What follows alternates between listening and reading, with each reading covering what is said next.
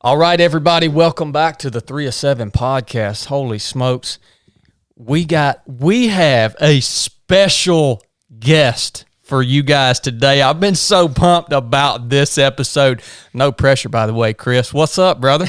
Yeah, special is one descriptor. That's doctor. That's doctor. Look, don't call him Chris. We have our first doctor on the podcast, but I'm going to ask you this later, but even more important to me, we got another team guy on the podcast. It's so cool to have another team guy in the studio, man.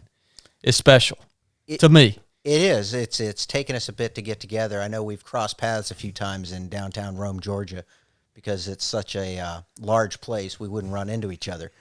But, yeah, that was sarcasm. My wife says I'm not allowed to use that. Yeah, Chad and I have crossed paths quite a few times just in passing. And here recently at one of the local restaurants, and yeah, I've been looking forward to it. Me too, brother. Me too. And I just noticed it looks like a Toyota dealership out there in front of HQ. Dude, Chris, what is up with team guys in Tacomas, man? They last.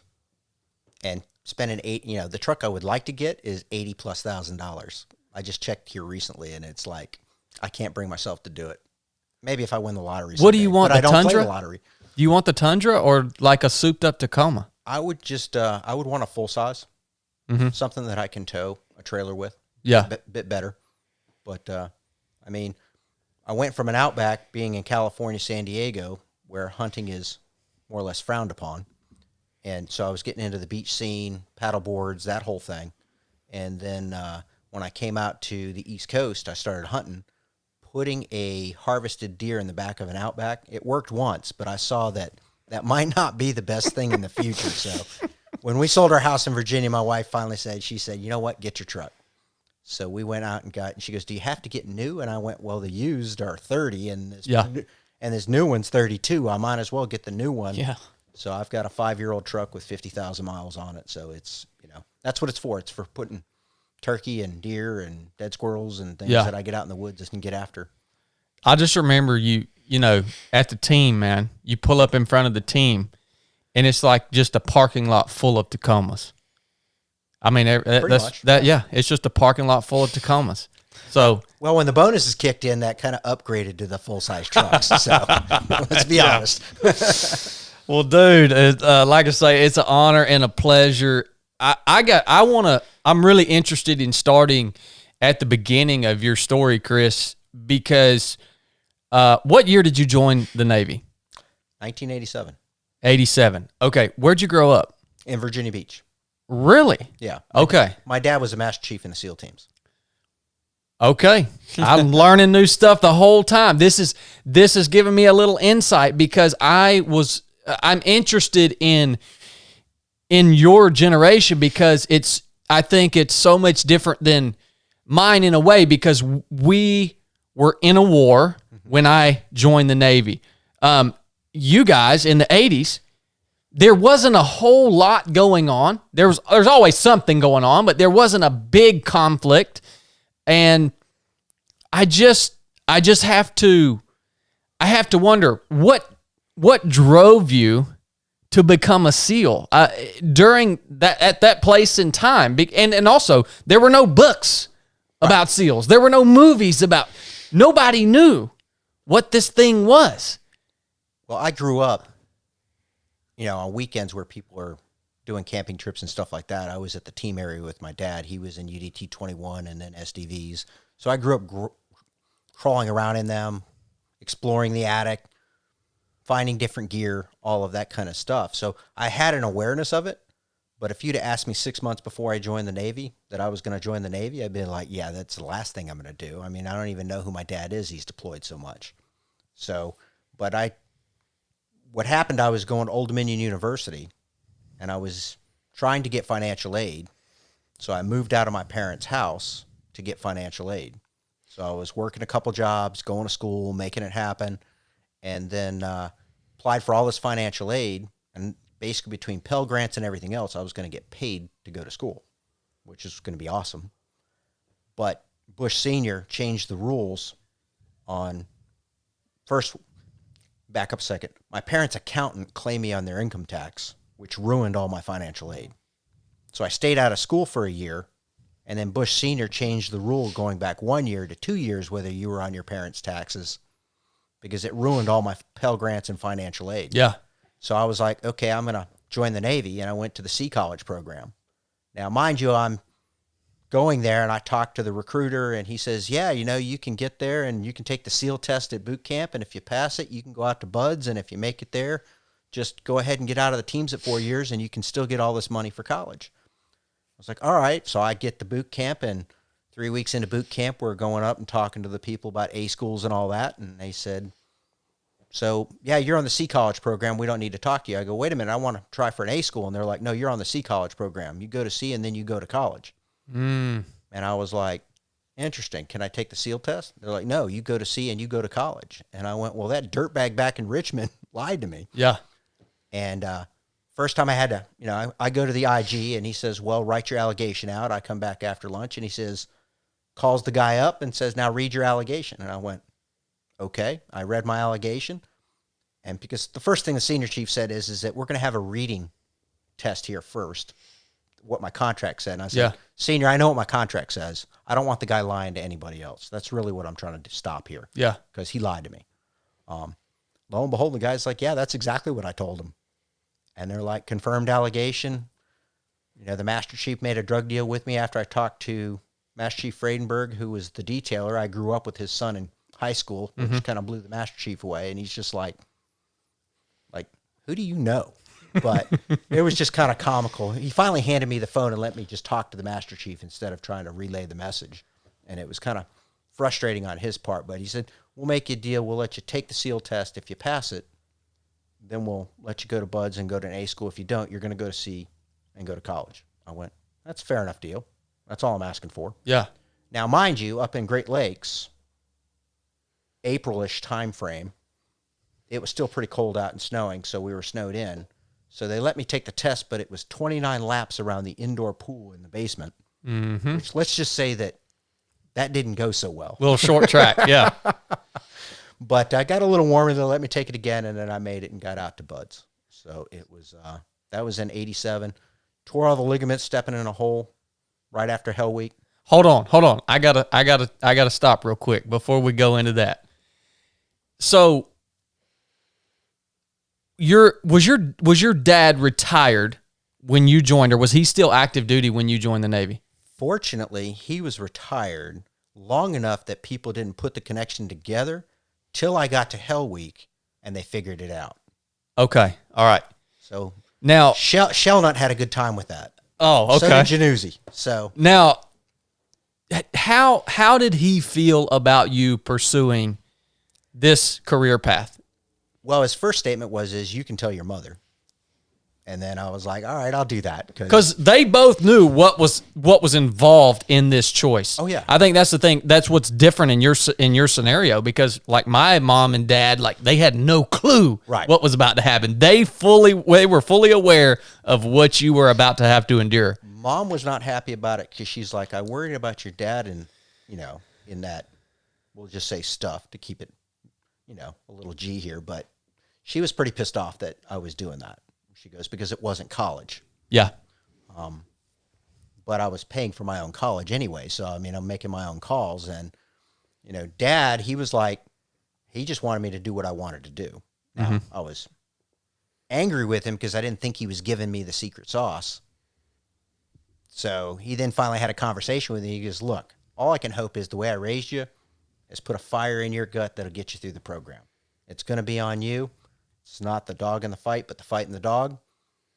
I guess I can take you out back and make you do push-ups and sit-ups in a mud puddle or whatever else, and you've done that all your life. Yeah. And he goes, when you get out there, it's just a different game. And yes, it was. So there were some I could see that. Like I could see you being like, Dad, what's the formula? Yeah. Like you did it. Like what's the formula? Yeah. Yeah. I totally asked. And there is not a formula. There is not. There is not. That is so now, awesome. He did come to me when I was healing from the torn ligaments in the ankle and say, you don't have to do this for me. And I just kind of politely told him, I was like, Dad, I ain't putting up with all this shit for you. Yeah. I was just like, we're doing, and we're going to make it through the program because I want to do this. Mm-hmm. And he's like, that's all I wanted to hear. I'll cheer you on. I love that, man. Now, my brother, when he went through Buds, wasn't as lucky because all the instructor knew both my dad and me. So he got some extra attention when he went through. Did your brother make it through Buds? Oh, yeah. He retired as a Navy SEAL. Come on, man. Yep, he's a Mustang as well. He retired as an senior 03. Wow, dude. So much heritage in the teams, man. Yeah. That is so awesome, man. Now, back in those days, was it the same PST? Do you know the PST we take now? So were they running the same PST back then? Yeah. Okay. And essentially you have to take the PST and then you get a shot to go out to Buds. Yep. But that's when they didn't have the rating yet. Yeah. So instead of being intentionally stupid as an IS, I was obviously stupid as an OS. And I just went back to Virginia Beach and went to A school. You know, aced the program, was number 3 in the class only because I got lazy in the last half. I could coast. Yeah. I was training. I wasn't worried about A school. I was worried about what was next. Yeah. So, yeah, it worked out pretty well. Now, back in those days, that was back when Buds was still hard. My Buds class was the last hard Buds class. True. 278. So if you want to think that. Yeah. So I'll let you go there. I heard 279. I heard they got cake and everything. 278 was the last hard Buds class. But obviously, Chris and I had a similar experience because we went through when it was still hard. Yeah, what Buds class did you class up with? 151. 151. What was... It's only in 2, but I finished with 155. Okay. 151. Finished with 155 because you had the injury in Hell Week, which I want to hit. After Hell Week. After Hell Week. Okay. Yeah, I definitely want to hit that. Do you remember anything about showing up? What it felt like? Is there anything that stands out to you in first phase leading up to Hell Week? I think just from a big picture perspective is that when you show up and look at the eyes of guys that are showing up, and then you look at the eyes and the guys that have been through Hell Week, there's a distinct difference. There's just a self-assurance. There's just a self-confidence. And I don't mean an arrogance or a cockiness. There's just whatever it is, I'm going to do it. You know, some people kind of have that mindset, but you don't see it. You know, typically team guys walk into a room and people just see something. They sense something different about that individual. The presence they walk in with is usually one of self-confidence and just a lot of self-assurance. Yep. That brings up a good point. When I reflect on that, I remember that too. The difference between the guys there that had the brown shirts on that had been through Hell Week and us in white shirts. Yep. And it was a drastic difference in the way you carried yourself around that compound. Mm-hmm. Now, did you have your instructors? Did you have Vietnam era guys in the instructor cadre, or were you? A couple of the Master Chiefs, I think, were, but not for the most part, no. Okay. Wintertime or summertime? Hell Week was in February.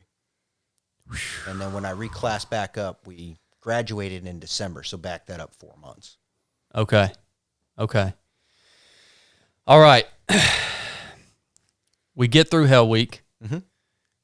Any memories from Hell Week?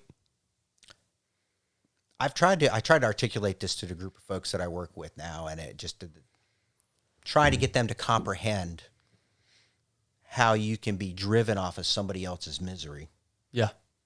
Is just foreign to them. They don't think in that light. But you know, when we went to Tuesday night in Lions Lope, and my boat crew thought we could get away with it with every other guy with his feet on the ground, and we weren't smart enough to realize that we were beating everybody by way too much. So they knew we were cheating. So they pulled us out of the water, made us start over. So the Lions Lope is you're in a centipede. You've got your legs around the guy in front of you's waist, and you're basically just back paddling down the shoreline to a certain distance. Well, the water temp was about 52-ish. You know, God's got a sick sense of humor. The Siberian low comes down right at Hell Week. I don't know how they time that, but they do. Steel Pier is really fun in those instances. Oh, I bet, man. But so we started over, but somebody else had gone to get out of the water in front of the CO and then went into a epileptic conniptions, just started flopping and twitching on the ground from hypothermia. And so he commanded everybody out of the water. So we got to run around the ball field with our boats to warm up. To warm up, yeah. Yeah, which is exactly what we wanted to do. And then we're standing there. We knew the new crew was coming on. So the 11 o'clock crew was coming on. Mm-hmm. The 11 o'clock crew of instructors. They're fresh. They're fresh, but they've always been the nice guys. So they come in a calm voice, and they had a powwow with the earlier instructors, the 3 to 11 instructors, and we're thinking, okay, we're doing something else. They come up and they go, gentlemen, we know it's been a rough night. The water's a bit cold, and but we've got a new event for you all this evening. Now, mind you, there's probably about, I want to say 50-ish, 55 of us at this point. Pretty big number for a winter hell Wintertime, week. yeah. And then they said, we're going to do an evolution you've never tried before or never heard of. Let me explain what it is. First, we call it Lion's Lope. And literally, they couldn't deflate the boats fast enough. They had guys lined up at the bell quitting. They were like, nuh-uh, not me, not doing that again. And then after the 25 or so guys quit, they said, okay, everybody in your boats, around the world paddle. And it was just that mental, and a guy asked me how I was doing in the midst of that with all these people quitting, and I'm like, they're dropping like flies. Who's next? It was just like, if you don't want to be here, leave. Yeah. Because I want to depend on you. Yeah. Going forward. And it's that, and also I think you get to a point in Buds where you realize this is a game.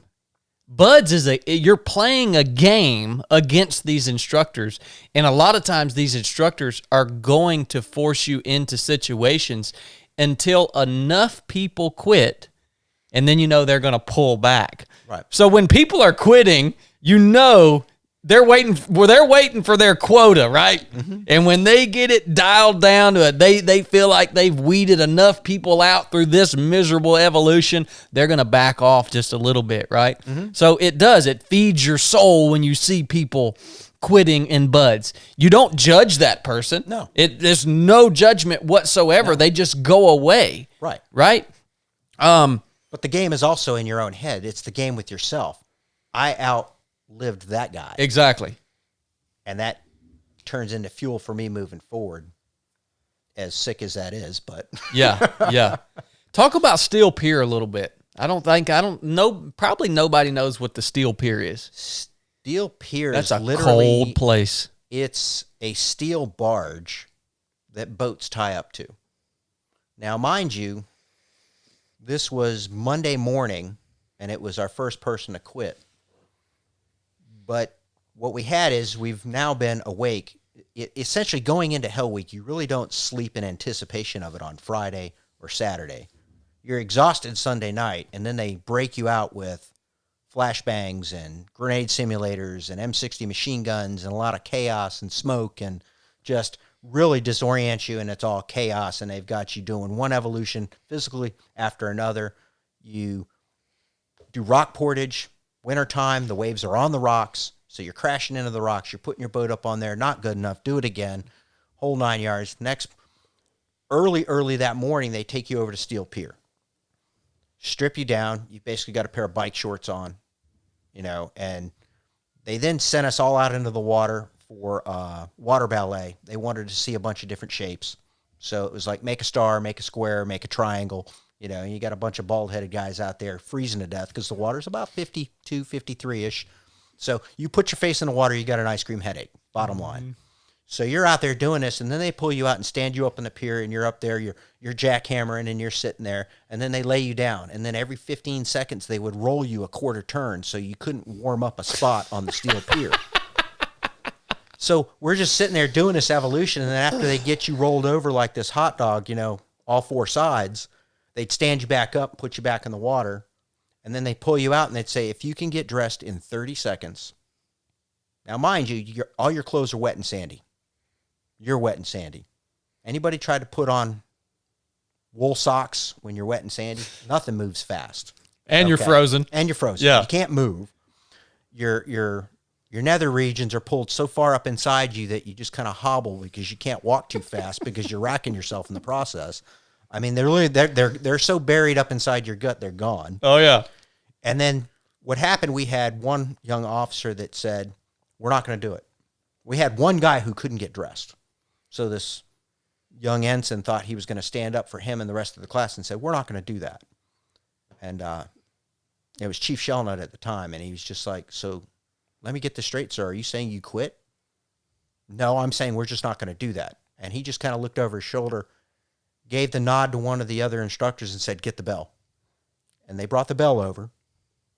And then the ensign was asked, are you sure that you're not going to do this? Because you're quitting. And if you're going to quit, you need to ring the bell. And now, mind you, we're watching the sun come up, so we know we're going to breakfast. Mm-hmm. We know breakfast is soon. One thing the Brits proved a long time ago is that if you feed the body, you can keep it awake indefinitely. You're not worth much mentally or cognitively, but you can stay awake indefinitely. We all knew we were going to breakfast because they fed us 6-12, 4 times a day, every day for the entire time period. Everybody knew we were going to breakfast. The ensign said he was just going to make a stand for the class. He rings the bell, and as they put the blanket on him and give him a cup of hot chocolate, Shellnut looks at everybody and says, okay, everybody get dressed, we're going to chow. So it was this constant psychological battle. I mean, people think BUD/S is so physical, but it's about, I want to say 75-25, maybe 80-20, mental, physical. Yeah, yeah. Now, everybody's got their demon. Mine was running. Running in that powder out there, and I'm a toe runner, just tore me up. Yeah. I spent every Saturday morning running because I needed more instruction on how to run. It's the last thing I wanted or needed. Yeah. And every time I got through a phase and got to the final time and past that time, I'd move to the next phase and they dropped the time 2 minutes. Yep. So I'd spend every next Saturday running to get better at running. I mean, O course, swim, academics, had all that stuff, could do really well. I mean, they thought I was gun ducking the running because I was good at the O course and some of the other things. Yeah. It was just that running in that powder out there in San Diego, it just was counter to how I learned how to run. Yeah. In boots and long pants. Yes. And you guys probably did you guys wear jungle boots? Yeah. Yeah. So you guys had jungle boots. At least we had Bates boots. This is so interesting to me to hear this history. It really is, because there are differences. You know, you talked about one of your classmates coming out of the water and going into essentially seizures because of hypothermia. Yeah. Well, in our class, we actually swallowed microchips. Right. That sat in our gut. Were you the first ones to do that? Might have been. I don't know if that was new or if that had been around, but we did that, and so they could monitor our core body temperature with this little scan gun, right? Mm-hmm. So I don't know. I don't know what to say about that. I think it made the training safer, but it increased their capacity to push us to the very brink without actually injuring guys like right. Well, the having corpsmen your didn't classmate. have to cup the thermometer from the beach because they based it on water temp and time that they could keep you in the water. That's right. Now they could just do it based on people's core temperatures. That's right.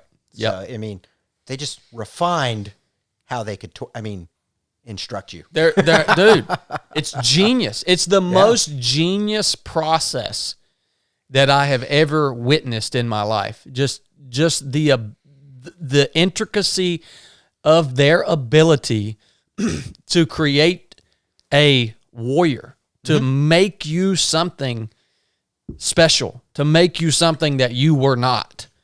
It's genius, man. And to hear the history is awesome. To bring people to the same level. There's no guessing. Yeah. Because at a minimum, you hit the teams, you know what people have gone through to get to that point. Yep.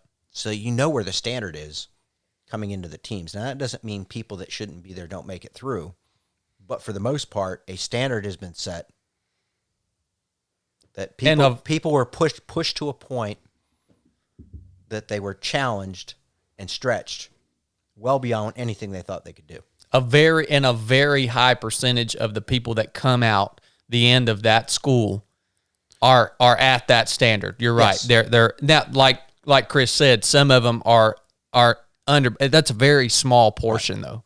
The majority are right there at that standard. I think that's what's one of the coolest things to me about Buds.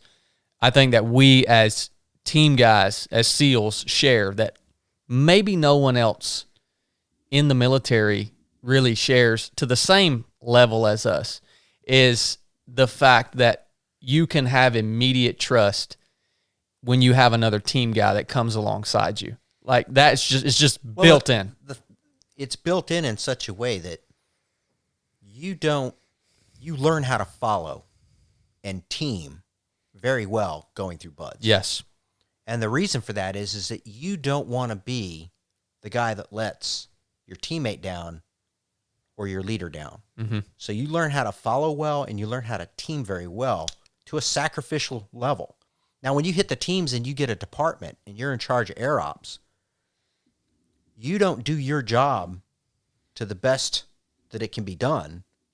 Somebody might not be coming home to their family. Yep. And it'll be because you didn't do your job. No one wants to be that guy. Yep.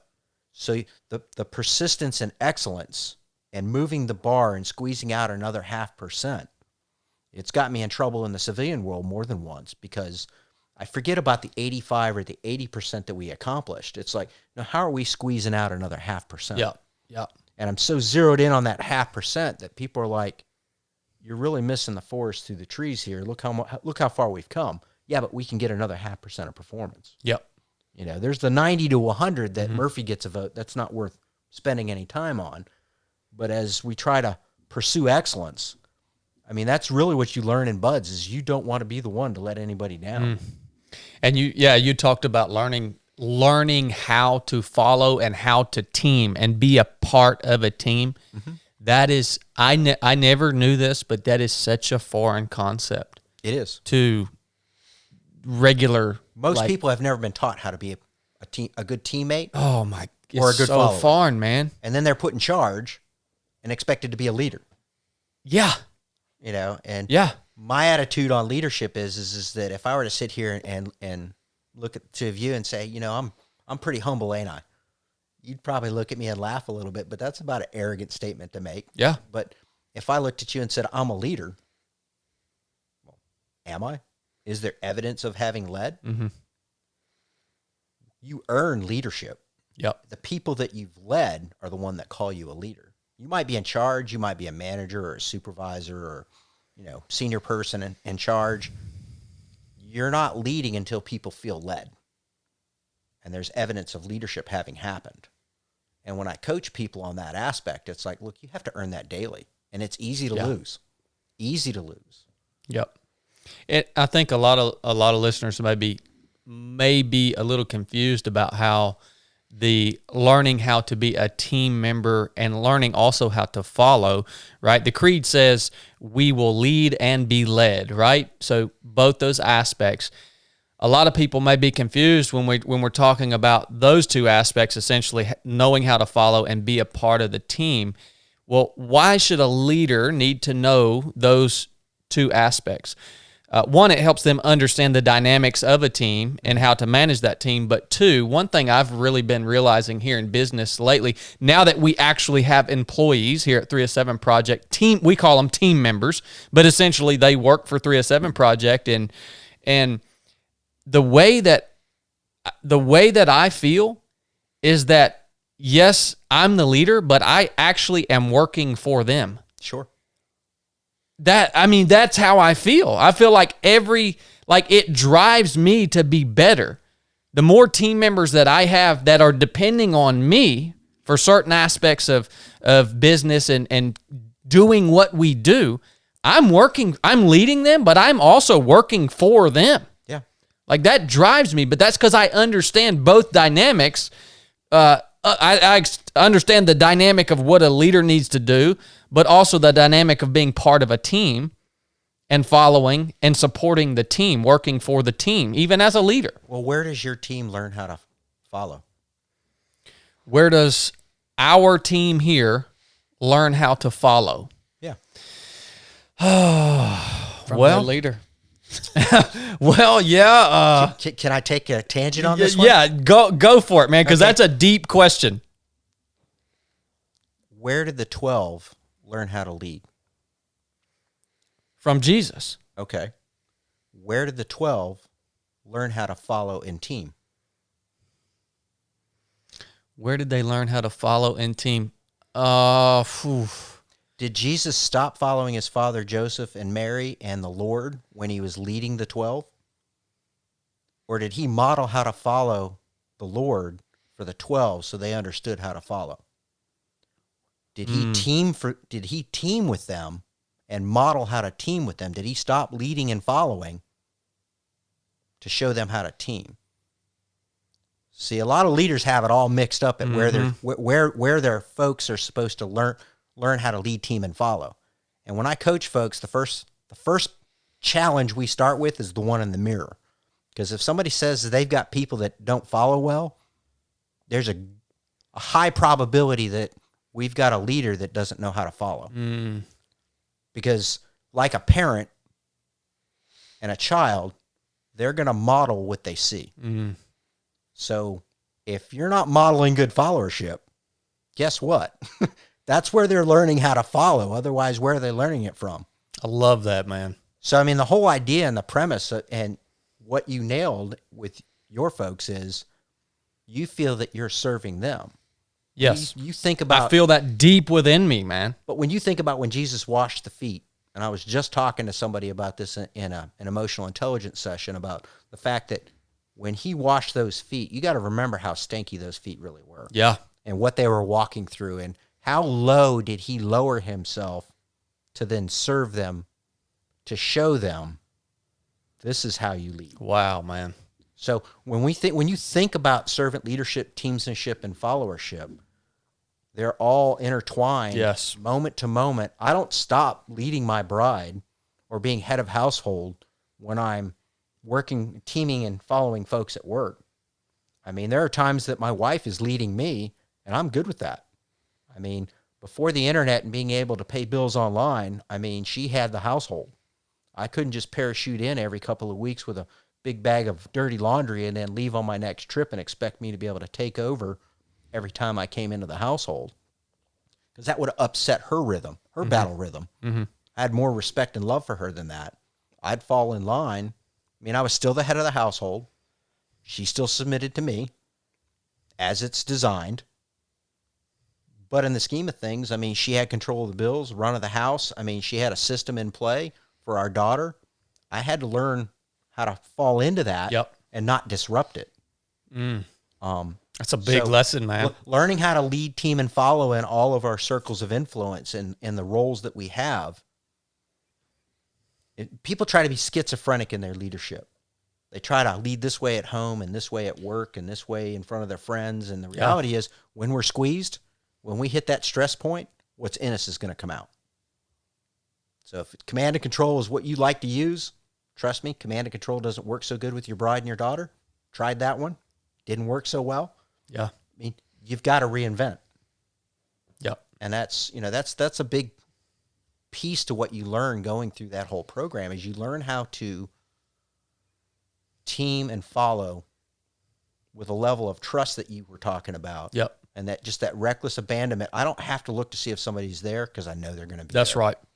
And it almost, the process of buds and even throughout the career of being a SEAL, those traits and those skills become second nature.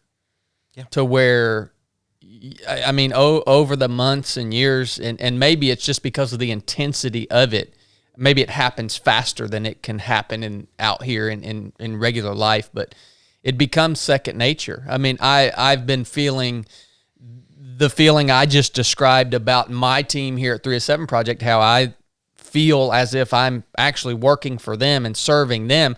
I didn't have to intentionally do that. I just started. That's just the way. That's just second nature, man.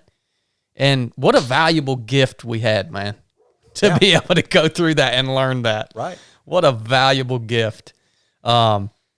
I want to talk about this injury you had after Hell Week. There's a dip in the road. There's a hole in the road between, at that time, it was 5 and Buds. And it was coming out the gate, making that right-hand turn, going to Chow for lunch.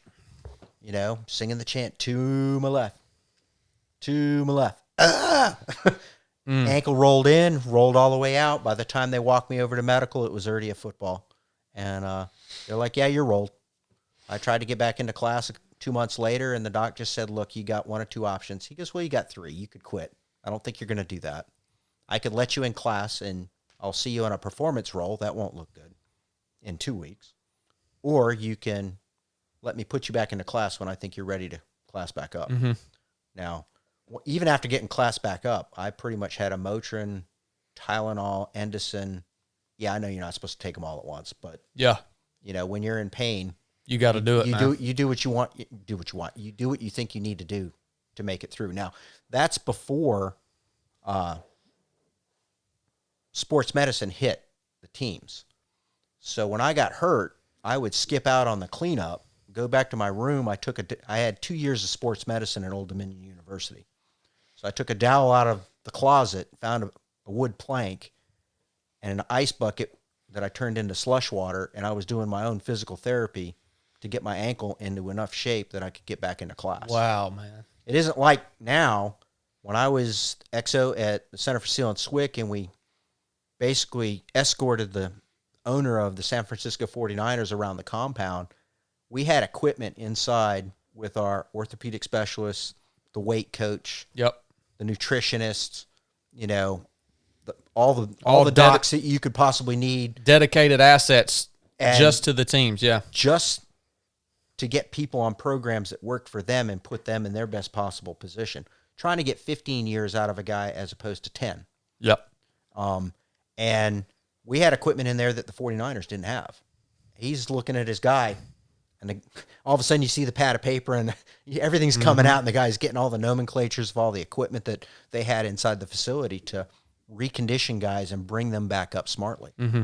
You know, so that's just the difference in how far we've come at looking at the Warrior as a tactical athlete, yeah, and not just just pure person. Yeah, pure running on pure grit. Yeah, right. That's right.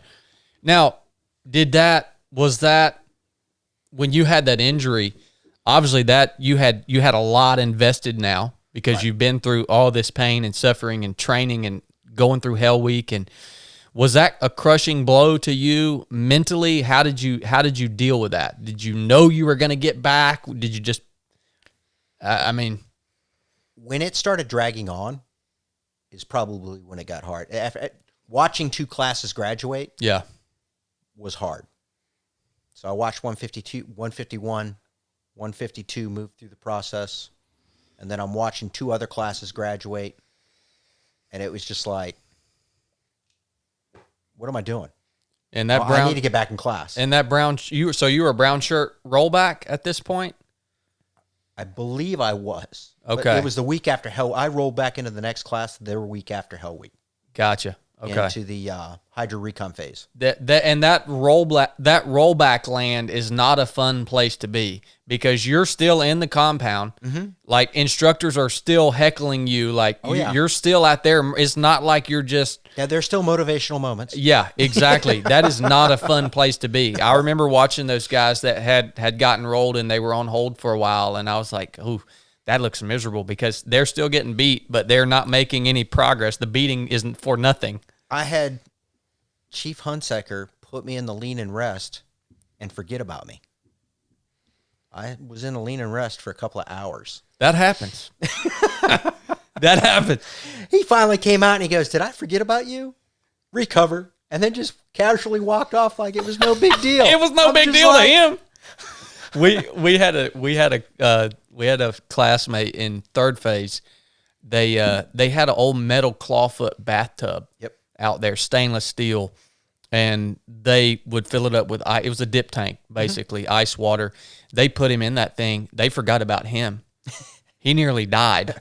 He stayed in there. When they pulled him out, he couldn't even walk. I don't doubt it. We had to carry him indoors to warm him back up and essentially resuscitate him. That bathtub has made its rounds because there used to be 2 of them next to the podium on the grinder. Yep. And then periodically when people would become a little PC and say that's not right, then they replaced them with a couple of IBSs that you would actually have to Go under the tubes. Go under the tubes. Yep. And then a different CO would come and he'd say, where are the bathtubs? And the bathtubs would come back. And then, so those bathtubs have made the rounds. Brutal, man. So you classed back up with 155. Right. Okay. How was second phase?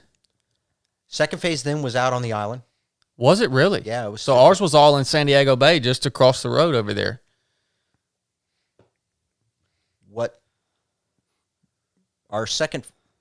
They shifted the phases. Uh-huh. I think it was in the 160s where dive phase got shifted to second phase, and then third phase then became the island phase. Are you serious? So our ground phase was second phase. Second phase. Yeah. No kidding, man. Yeah. So you guys went straight from first phase out to San Clemente. We did about 3 weeks. We would do some of the stuff out there in the desert there in San Diego and prep for it, but then we spent our month out there on the island. Yeah, yeah. We were in the class. There was a class before us that the gentleman had ingested too much water on his 5.5-mile swim and passed because his core temperature lowered too much and they couldn't revive him. We were the last class. I think they put it back out there now, but we were the last class for a lot of years to actually do their 5.5-mile swim out there on the island. On the island, yeah, because we did our 5.5-mile swim right there in front of the compound in the ocean. Yeah, we didn't do it on the island. That is so wild, man. I did not know that the phases used to be flip-flopped like that. They sure were. Holy smokes. Dude, San Clemente Island, what a special place. Let me tell you what I remember from San Clemente Island, a few of the high points. I want to see how much of this was the same. Look, I love hearing about this stuff, man. It's so, I don't talk about buds a lot, but when I have the opportunity to hear this perspective of it, it's just awesome to me. The island is, you are stuck on this island with the instructors, and there's very little headshed. There's very little oversight out there. So the instructors... And no one can hear you scream. Exactly. The instructors really have full reign of you now. When you're going through first phase, you're in this big compound. There's, you've got... You're in a fishbowl. People can see. People can see. You're out on the island. All that oversight goes away, and you're stuck out there with these instructors. And man, let me tell you, they take the gloves off. Now, when I went through third phase, the instructors lived on the island, or they hung out in a place called the Hell Box. Mm-hmm. Do you guys have the Hell Box? Oh, we have the Hell Box. See, that's like the instructor HQ where they hang out, they drink beer, they party, whatever they want to do, right? In the Hell Box. That's where they operate out of. Couple things I remember. One, flights. I remember flights, Frog Hill, Al Huey, Chow PTs, and the freaking cactus, man. Al Huey. Okay, that's what I was wondering. Al Huey was one of the Chow PTs where we would basically run from the chow hall or the barracks, and it was a long, it was a longer hill. It went up past Frog Hill, and it was on the road, and it went all the way up to like the airstrip up there on top. So it was just a longer run that we would do for Chow PT. But it was not near as brutal as Frog Hill. Okay. Frog Hill is, tell the people about Frog Hill. Frog Hill was probably a 1/4-mile hill, maybe about a 500-foot in elevation in that 1/4 mile. Straight up, dude. One instance where we were doing a run before an O course, and I fell back on the run and then crushed the O course, and one of the instructors thought I was just gun decking it. Again, it was just, the running just kicked my ass. It's just the bottom line. And then I crushed the O course, so naturally I was gun decking it, which I wasn't because I was puking my guts out. And he said, go back and do a chaplain. Now, for those of you have to understand a chaplain, flights are, you have to they set it up where every other day you had a time to run up Frog Hill. If you met the time, you had hot chow. If you didn't meet the time, you ate an MRE, wet and sandy, at the table outside. Now, so every other day, I had warm meals because they were pull-up days, and I could crush pull-ups. I was a pole vaulter in high school. I mean, I could do pull-ups to my belly button. I mean, all day long, I could do pull-ups. Yeah. Tell me to run up Frog Hill, not so much. So every other day, I was eating wet and sandy MREs. At least, actually, the first week I was good, but then once the time started ticking down, it became miserable for me. Yep. But he said, go do a chaplain. Now, the chaplain, mind you, each of the classes gets to give a gift to the instructors in the hell box. Yep. Unless it won't fit in the hell box. One of the gifts was a flight tower, a simulated flight tower that they put there in the compound where an instructor could get in there with a bullhorn and he could be the flight tower. Now, mind you, a flight is up to the top of the Frog Hill and back, and other locations to be determined, depending on the flight tower if the pattern was full. Okay? So the different objects that you had to take on flights, they had the Scullies of Woe, 2 cement tripods with handles, but then they had eggs, dinosaur eggs, that you would actually have to try to hold on to. So it's like, what do they call the stones that they put up on the... Yeah, those big Atlas stones. Yeah, it was like a couple of Atlas stones that you would actually have to carry this egg up the hill and back. So there's no real way to hold on to it. He's calling this a hill. It's really a sandy cliff face that you're... Yes. Yeah. So the chaplain was a flight simulator dummy. It weighed about 175 pounds. That wasn't good enough, so the students cut his chest open and filled him full of lead and then taped him back up. And then they presented the chaplain to the instructors upon their exit. Mm-hmm. And the next class, if you screwed up and you had to do a chaplain flight, now mind you, he's decked out in greens and a helmet. And I had to do the stupid chaplain. The thing weighed 210 pounds. Holy smokes, So I've got this stupid thing, fireman's carry up this hill, and I get him all the way up to the top of the hill. And I'm ready to turn around, and I'm dying.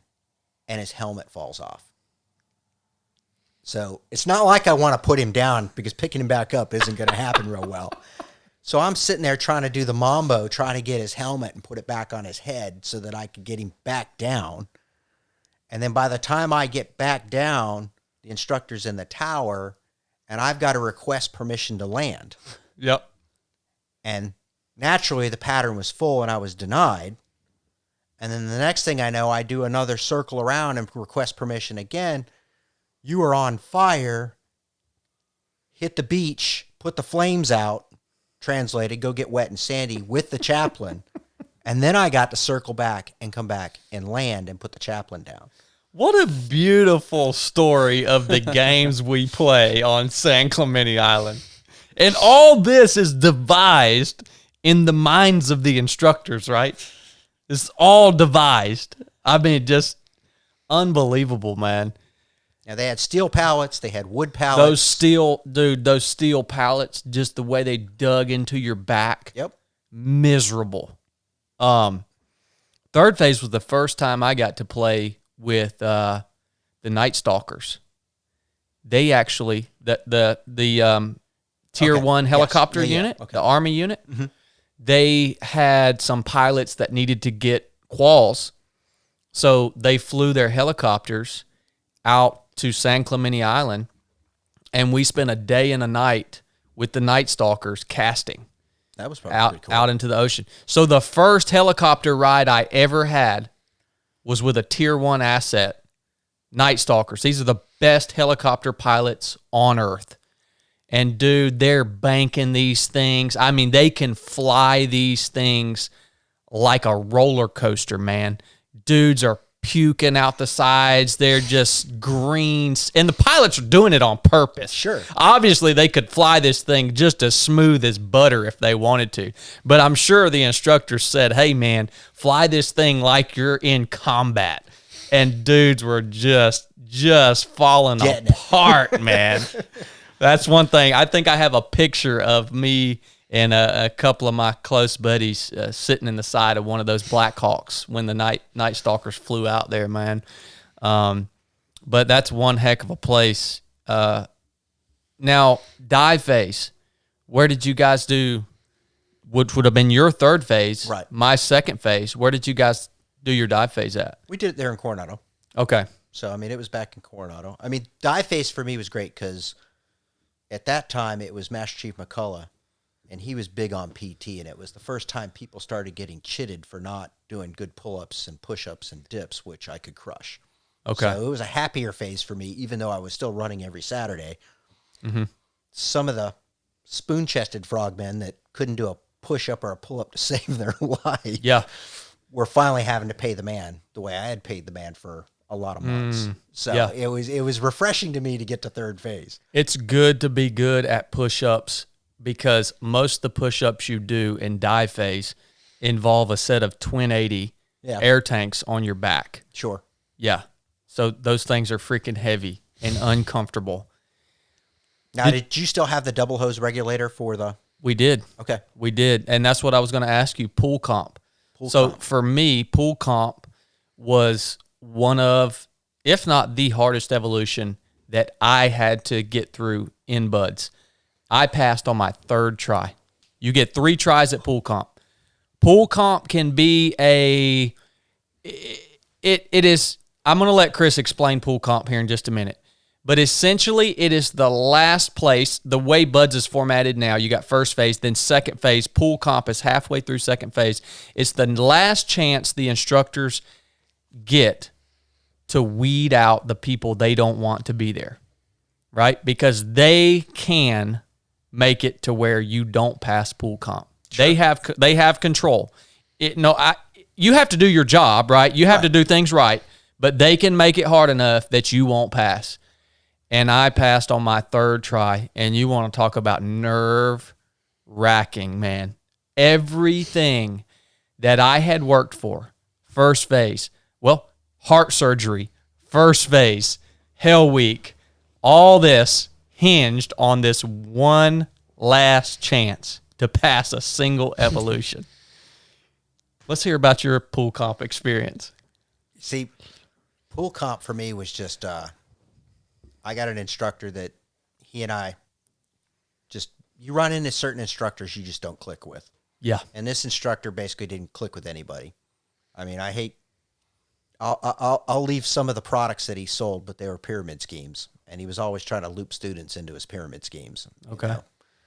But in the process, what pool comp is that if you imagine the lines on the bottom of the pool, at the deep end of the pool, because we still did it in the old pool, not the new training tank at that time. Yep. They would set up 2 distances, and you would have all your scuba gear, and it was all the old Jacques Cousteau stuff, the 2 hoses that came out of the little regulator that you stuck in your mouth. The right-hand side was your intake, and the left-hand side was your exhale. You literally went along this line, back and forth, waiting for an instructor to simulate surf. Now, the first instance of being hit or taking surf, they would shake you up, rip your mask off, disorient you a little bit, and then your goal was to get everything back on. Once you got everything back on and started walking up and down the line again, they'd come down and then they'd do the next level hit, which is they would typically rip your regulator out of your mouth, rip your mask off, disorient you, twist it, maybe put a little knot in the hoses, typically on the exhalation side, to see how you would actually critically think while holding your breath if you happen to get some before they ripped everything out. And then what would end up happening is that you had a very specific procedure to walk through, and if you didn't walk through that, they're watching you now to see if you're going to go through the proper steps. And if you didn't, then that was a fail and you're out of the pool. Yep.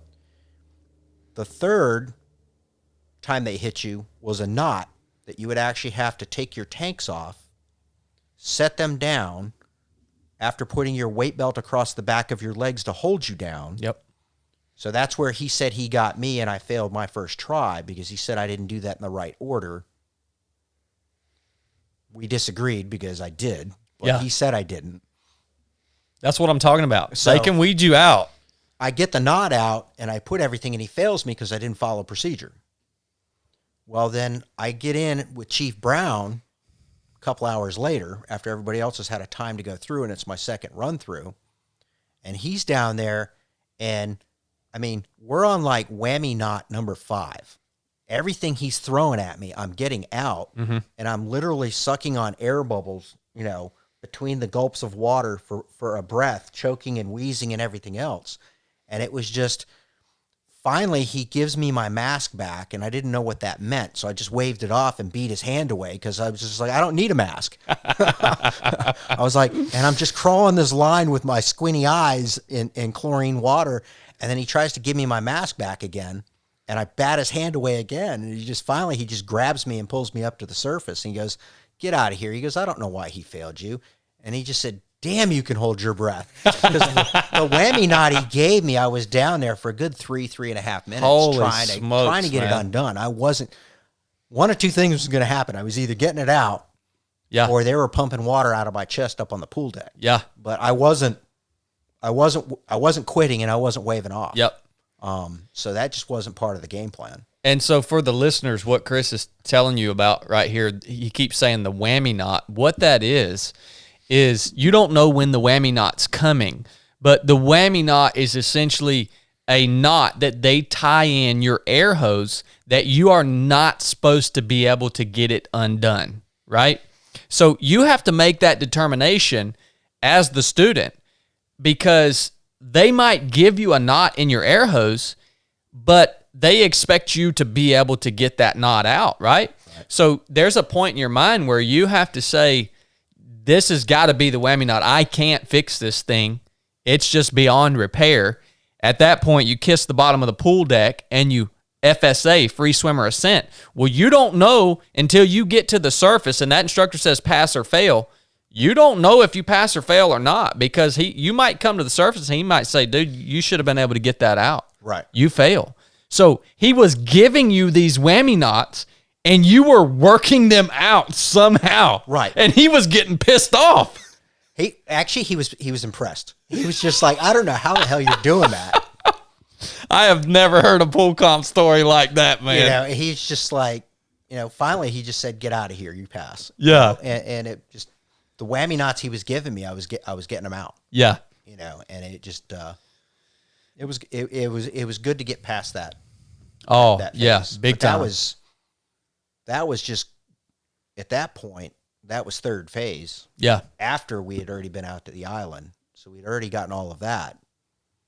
Yeah. So, yeah. Now, back when you were in the late 80s, early 90s, was diving a big part of the job? Was it something that was focused on? I mean, Well, here's where it gets weird. Because of my dad, yeah. I had some insight into the people detailing people, and they asked me where I wanted to go. And I actually picked SDVs. And it's because I grew up in and around SDVs. Mm-hmm. And my thinking and mentality at the time is that that's where I wanted to be. I wanted to be a frogman.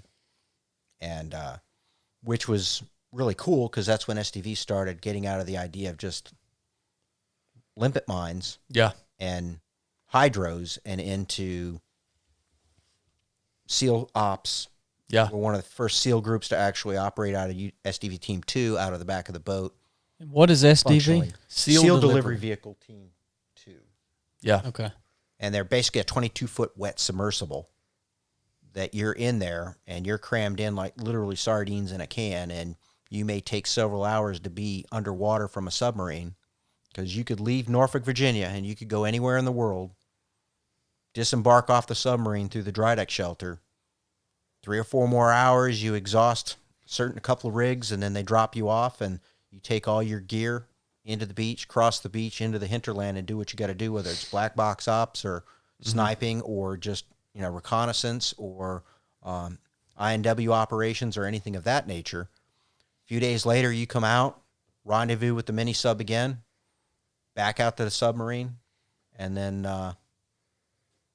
It's Basically, it's one of the it is one of the very most specialized now. it is one of the most complex and difficult duties that you can do in the SEAL teams.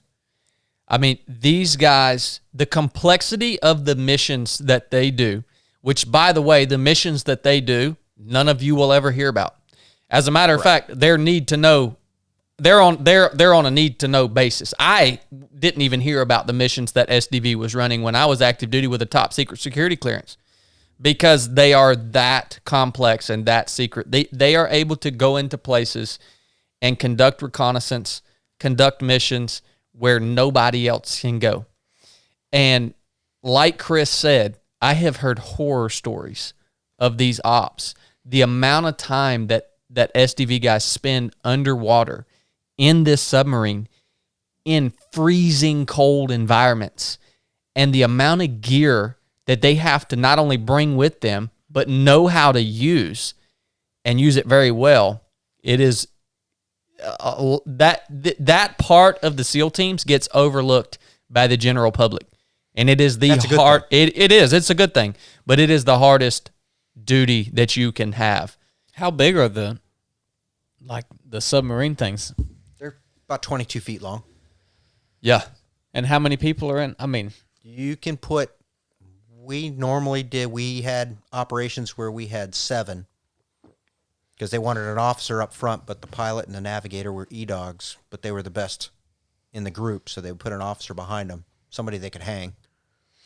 And you're in the so you're cramped up in that thing? Yeah, but you're in the water, it's a open. You're not like in a dry submarine. Oh, okay. So you're exposed to the water. Imagine your best bud sitting between your legs, and you're hugging him like a beach ball, and you sit like that for the better part of a lot of hours. I'm not going to get into how many, but It's a lot. It's, I've exhausted multiple different rig systems going in and out doing combat swimmer ops in that process. So that's just a lot of hours that you can be in an SDV. And you're breathing off of a regulator because you're in the water, right? This thing is basically just taking you where you need to go, but you're breathing off a regulator the whole time. So it's like an underwater boat. It's not an encapsulated submarine thing. No, you're encapsulated. It's just a fiberglass door that pushes back and forth. Oh, okay. Yeah. But you're in a tube that you fly, and you fly it a lot like a helicopter. It's got a stick and a yoke, and it's got a rudder, and it's got planes, and you literally fly through the water at a certain, different speeds. I'm not going to get into that, but the idea is that you fly it. The median you're flying in, it just happens to be water. Oh, okay. Mm-hmm. So, some people hold flat and steady. I used to just kind of coast between about 12 and 15 feet. Not a real porpoise, but just a little bit kind of gradual. So, because holding that stick with a lot of rubber on, I mean, it's like your arm naturally wants to do this. Yeah, yeah. And you're literally cranking it to hold that stick in. Mm-hmm. Gosh, dog, man. Now, so that was your first command? Yeah. SDV? Yep. How many years did you spend at SDV? Did 3 deployments to the Med and 5.5 years. I was gone 4.5 of it. Wow, man. Now, coming out of SDV, where did you go after that? Because I'm wondering how that was integrating from SDV and being so focused on the water, then to having to integrate back into a more land-based SEAL platoon. First, it was good because I went through sniper school and we had that sniper element, so that put me back into the ground world. Okay. But coming out of that platoon, I had the choice, either screen for development group, like the rest of my platoon was doing, or take some time, go to school on shore duty, and open up my options. Yep. So I opted to go to shore duty and open up my options. Okay. Because married, at that time it was a 1.5-year-old, so opted to go up to Office of Naval Intelligence and work out of the Sabre shop there, basically collecting and collating all kinds of intel that would be really good for guys in a platoon to have. Yeah. That's when Bosnia was kicking off, so Okay. I became a Bosnia expert. I was going to all the 3-letter alphabets and rating desks and everything else. That's before everything was so online. Yeah. and getting it down and briefing people on what they were going to be heading into and giving people insights into the information that they needed. Just some really, really cool stuff that I was actually able to do up from that command. Yeah. Went to night school, one of the first kind of online programs. It was a telephone and a TV set. Got a degree in information systems management because that's what the command was willing to pay for. Mm-hmm. So I didn't have to use my GI Bill at that time. But made chief up there at 9 years. Chose to actually go through the initiation process up there with the folks that helped me make chief. I mean, I made it by one win problem as an OS. Mm-hmm. Oh, yeah, because you were having to take the OS rating for your rating exams. Right. Wow, man. So what ended up happening up there is that between school, 60 hours a week at work, still in love with the teams, made chief, mama and daughter were probably like number 4 or 5 on the list. And I came home to a note one night that said, "You ever come home this late again, we won't be here." So old Scuba Boy had a decision to make when he was looking in the mirror. Are you the man that your daughter deserves in the future? Are you the husband that your wife deserves? And it was, at that time, it was an absolute no. Now, mind you, she was going through her own throes and difficulties. I watched her get baptized and give her heart to the Lord, which was just phenomenal. And then a couple months later after that, February of 98, I gave my heart to the Lord, but it was in talking to what was going to happen. If I'd gone back to the teams at that point in time, getting a platoon either as a chief or as an ensign, gone 10 months out of the year, my marriage wasn't going to make it. Yeah. So I opted to go ahead and jump in the reserves at that time and become a government contractor. Mm-hmm. And it was because I fell in love with my family and elevated my family above the teams at that time. And I knew that once I did that, I had a different focus. Yep. Not that people that stay in the teams for years and years and years aren't, but my wife and I just celebrated 30 years. Tuesday night? The 15th? Amazing, man. So the idea is that that's when I stepped out of the Navy and into the SEAL Reserves. Yeah. For about 5 years.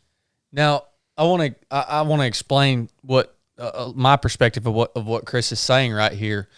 When you are in a SEAL platoon, like when Chris was in his SDV platoon, when I was in a platoon at SEAL Team 8, you have to focus every ounce of your mental and emotional capacity on doing that job. If you don't, you or someone else will be injured or die. Right. Period. Right? So what happens is you have to put these blinders on. And everyone around you, your wife, your children, your family members, your friends, people that matter to you, they are going through emotional conflict, and they are having to live life, and they are having problems that you have to basically block any of their problems out. Sure. Like you can't engage in any emotional conflict with them. That's why I think a lot of people can't understand my first probably 4 to 5 years of marriage. My wife was in active addiction. Well, people say how, and I didn't really know it. Sure. I didn't know that she was that she was struggling with that, like literally to the point of nearly overdosing and passing away. And people say, how is that possible? Well, it's because when I would come home for a day or two, well, if I noticed that something was a little off, I'm not going to engage in a conversation trying to figure out what is wrong, because I didn't have the capacity for that, because I knew I was leaving again in another day or two. Right. So I wasn't going to have that conversation. So if you notice something's a little off, you just say, man, I hope they're able to hang on, but I got to go back and do this job. And I mean, but even in town though, as an LPO or a chief, I was in before the O's and left after the O's, because I was the go-between between the leadership and the pipe hitters. Yeah. And I wanted to make sure, I had a couple of guys say, you spend all the time in the office, because I didn't have a chief when I was at the SDV platoon. I was the chief as an LPO. So I was in a real pickle And I had a couple other first classes kind of say, "Oh yeah, you're always in the office." And I go, "All right, I had it, you got it. What do you mean? You're the LPO. Go. I'll take MAR ops in a heartbeat. Fix boats and motors out here on the back 40. Nobody busting my chops. All right, I we'll do love that." MAR ops. A day later, I had a guy screaming at me. He was just like, it was Nicky Baggett. I'll out him if he ever hears this. He's just like, I can't take him. He's an idiot. I don't want to deal with him, And I was just like, nope, 2 weeks, buddy. You wanted to hammer me about where I spend my time, not realizing that I'm taking care of all you and I'm a buffer? You go. Yeah, man. No, man. Yep. 2 weeks. I made him do all 2 weeks. Yep. And he was just like, I got it, Chris. I understand. Somebody has to be there or it all falls apart. So it was just like, so even when you're in town, you're not home. Exactly. And I knew going back to a platoon as an ensign or a chief that even if I was home, I wasn't going to be home. As the new O or as the chief, I was going to be trying to take care of the guys. I want to go back to why did you decide to serve Jesus? Why did you decide to respond to what he offers to us in 98, you said? Yeah. Yeah, because that's It really, after watching what my wife went through, getting baptized and giving her heart to the Lord, and it really was a conversation with the guy in the mirror. Are you the man she deserves? And are you the man that you would want your daughter to marry? And the answer to both of those at that time was no. And then the next thing was, then what are you going to do about it? And then that's when it clicked. Gotcha. And it's been a work in progress ever since. Gotcha.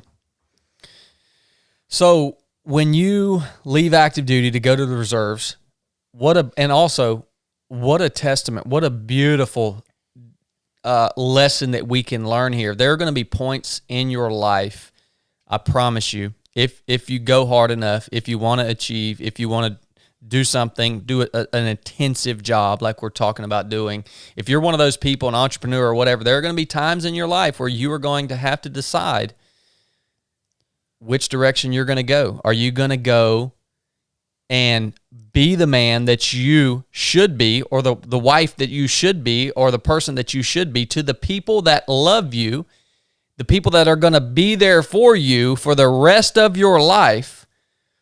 Or are you going to keep your head down on this track, on this career path, on this job, whatever it is? That's a hard decision to make, man. I'll never forget walking into my command master chief's office when my wife was ready to go to rehab, walking into my command master chief's office and saying, "Hey, I can't deploy." Like I had to make that decision also, and to say, okay, what am I going to choose here? Am I going to choose my wife, and am I going to take a knee and walk with her through this process that's going to be very difficult? Or am I just going to say, you know what, I've got too much invested in this job. I'm going to redeploy. I'm going to keep doing what I'm doing. That's a hard freaking decision to make. But let me tell you, I wouldn't change a thing about it. Well, I talk to leaders. I talk to people that are in those kind of boats now, and a lot of people that are kind of in that point in their life, and they're kind of thinking about these things. And I ask them, I go, so how do you define success? Yeah. And then they define success. And it's always about them. And then I go, how do you define significance? And they're like, what do you mean? I go, how would you define significance? Because significance is about others and success is about you.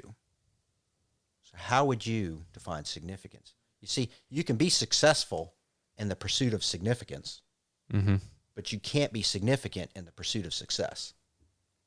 Because success is all about you and significance is all about others. Yeah. So when you get people kind of thinking in that zone, it really kind of clears the lanes for them to kind of put it into the proper perspective. Wow, man.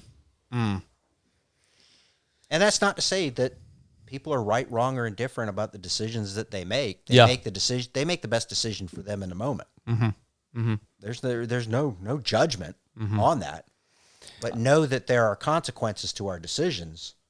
And they may not be the one, those people might not be there for us on the other side if we keep choosing ourselves versus choosing others. Yep. I love that, brother. So you leave active duty to go on the reserves, and you're contracting. Got recruited to take our 96-hour mission planning cycle and put it into software with Cowboy Wells and turn it into a 96-minute cycle where people could actually basically wire all the computers together and plan at the same time. Okay. The SOMPI system. Mm-hmm. I'm sure you had a couple of those cases that Oh, nobody yeah. liked because they were heavy and you just moved them around a lot. Yep. Yep.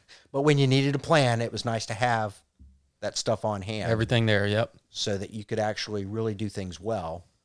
But got recruited to do that. So I was doing that in Little Creek, and then my employer pulled me out to San Diego. And then at that time, Mark Mione pulled me in full-time underneath him as part of the contract. Gotcha. And then got mobbed back to active duty in 2005 when they ran out of officers. A lot of people don't understand that about 42% of spec warforce was reserved throughout the conflict. They don't know that there's that many reservists were coming in and augmenting the teams so that they could go out and do the voodoo that they needed to do. Yeah. There's a big tail that comes with trying to put people on target quickly. Yep. Smart. And that's... So where were you at when 9/11 went down? I was on the watch floor of the Mission Support Center there in Coronado, watching the towers get hit. And I had a lieutenant commander. I go, this ain't over. And he's like, quit stirring everybody up. And then about that time, the second plane hit the second tower. And I kind of looked at him and I go, it ain't over. And about that time, the other one went down in the field, and or actually the next one I think went down into the Pentagon. Pentagon, yeah. I go, this ain't over. And he's just looking at me like, how do you? I was like, we're under attack. Planes don't do that. Yeah. And then the other one went in the field, and then they just shut down the entire air grid. Was there a shift in energy or dynamic or whatever you want to call it? Was there a distinct shift after that happened and the conflict started, the war started? I think there was purpose. Okay. I think people really realized what they did mattered. You could train, you could be good. And a lot of people still pursued excellence and their best. But when you have a described enemy to pursue, to hunt, that changed the dynamic. That's right. I think. I look at, as I look, or at least think back on, the SEAL teams in the 90s, 80s, 90s. I think, those guys trained so hard. I mean, they were solid team guys, solid SEALs. But man, it's a testament to that generation of SEALs, because it would have been tough knowing that you were training that hard, but you weren't going to war. Like that it was always prep. Yeah, it would being ready. Yeah, to sustain. I mean, that was sustained for a decade in the teams. They had to be ready for whatever happened, but there was nothing there for them to look forward to. There was no opportunity. There were opportunities, but you had to be in the right place at the right time Guys to be would there. try to chase conflicts, and it didn't work out so well. Yeah, exactly, man. That would be tough. And I remember, when we would go through ULTs, because I got in the teams 2007, and we knew that we better take training seriously. Sure. Because we knew where we were going. We knew who the enemy was.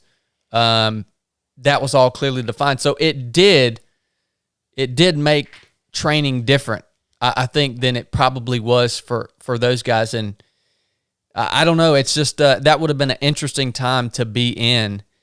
And when you got recalled back to active duty, what did you go into? What were you doing when they recalled you? When I jumped out of active duty, I picked up a commission in the reserves because I had the degree. So that's where you went from chief. Now you're an officer. Now I'm an officer, an ensign. And by the time I got mobed, I was an 03. Now, what I had just done is help SOCOM rewrite their handheld UAV program. And I was writing the one for Spec War, or in the process of facilitating that. And now we were trying to do some weird stuff with it. We took a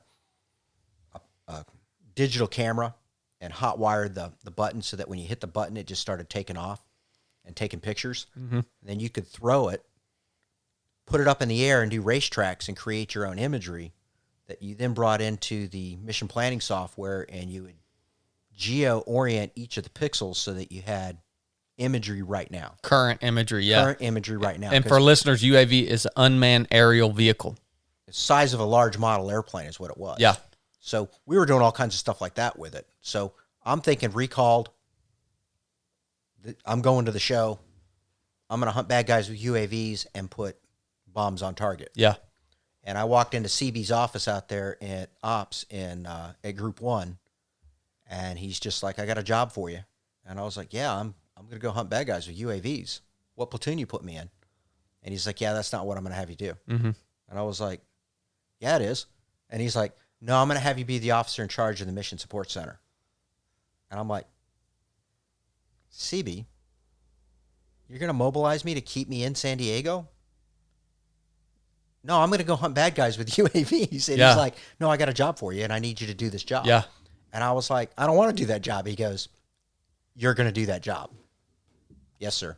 That's basically what it got to. Yeah. Now, mind you, the Mission Support Center was about 55 people, about a $5 million budget, responsible for time-critical, time-sensitive information, whether it was tracking devices or weather or imagery that's been annotated, and supplying it to the white side of Special Forces in a way that they could be time responsive to time critical targets, as informed as possible. It's a complex job, man.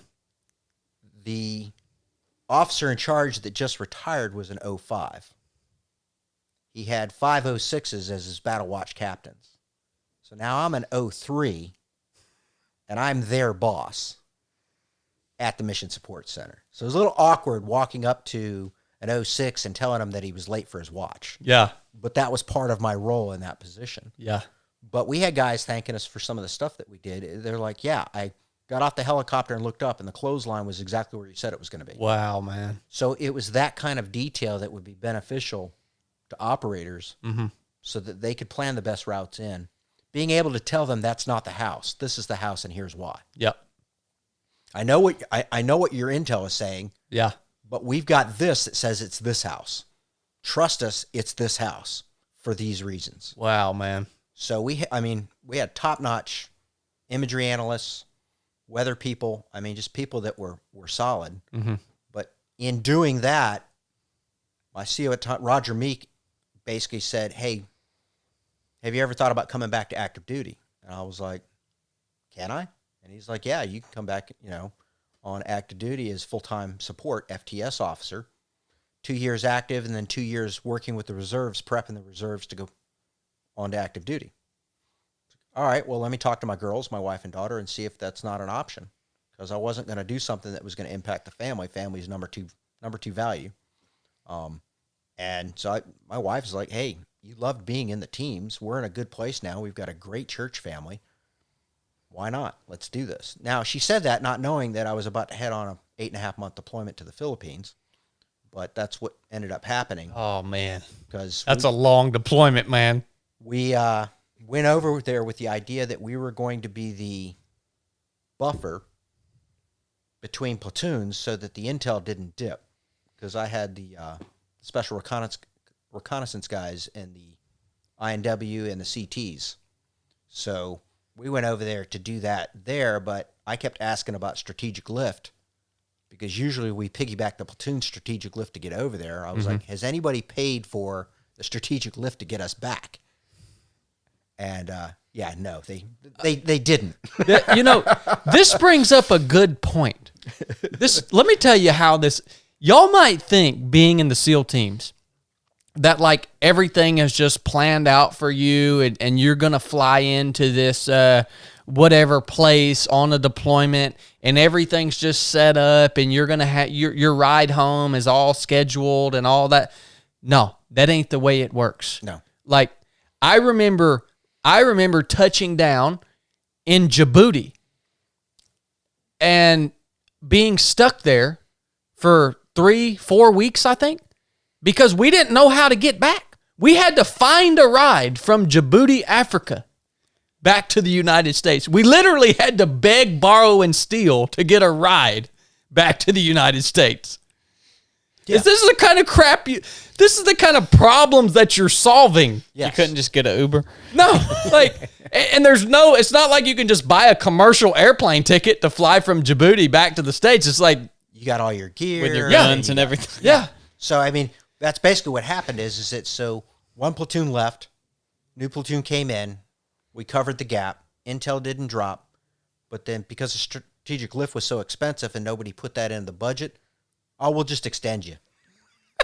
So we got to live out half of one platoon's deployment and all of the next platoon's deployment. Oh my gosh, man. So it was and I saw it coming. I was like, I told my wife before I left, I was like, 5.5 months, best case. And she kind of looked at me and she goes, what's worst case? And I went, we come back with the platoon. She goes, when's that? I go, I don't know. And she's just like, seriously? Yep. Like, yeah, seriously. That is the life. That's the life, man. It's how it is. We were on a 4-month deployment rotation at SEAL Team 8. We were the first ones to kind of start that. We were modeling the deployment rotation of the other organization up the road. So we were on 4-month cycles, 4-month deployments. And if they told you it was a 4-month deployment, it was going to be a 5.5 or 6-month deployment. For sure. Every time, man. Well, you finally made it home. Yeah. What'd you get into after that? Went back to the reserve side of the house. Okay. And then basically I was trying to homestead in San Diego. So I was trying to take all the jobs that people didn't want. Yeah.